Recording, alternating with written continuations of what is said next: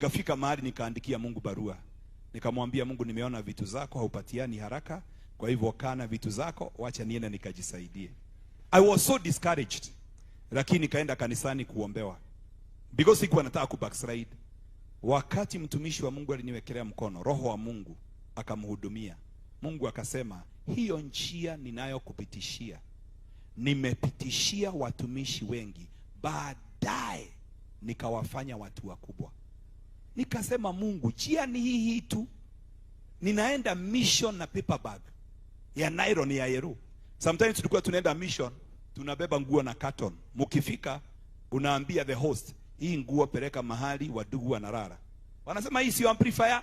Unamwambia, wewe wacha kierere, peleka mahali wadugu wanalala.